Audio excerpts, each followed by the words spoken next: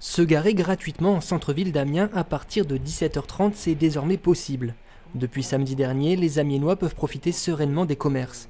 Dans les rues d'Amiens, la nouvelle est pour la plupart saluée, mais certains s'interrogent encore. Personnellement, je ne suis pas intéressé en ce sens que je prends le bus.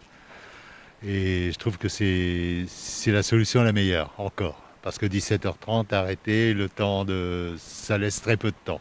Ça va faire du bien aux commerçants qui ont beaucoup souffert.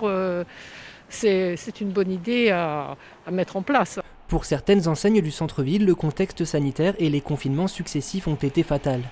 Régis de Grise est caviste en centre-ville d'Amiens. Pour lui, la gratuité du stationnement à partir de 17h30, oui, mais il faudrait aller plus loin. Est-ce que ça ne va pas faire un effet ventouse ?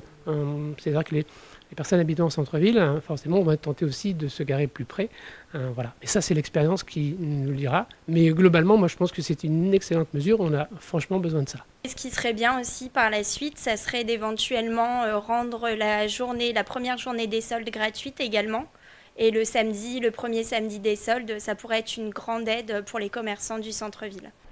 Le stationnement gratuit était une promesse de campagne de la municipalité en place avec un objectif, redynamiser le centre-ville et soutenir les commerçants. Difficile pour l'heure de connaître les effets de cette mesure en phase de test.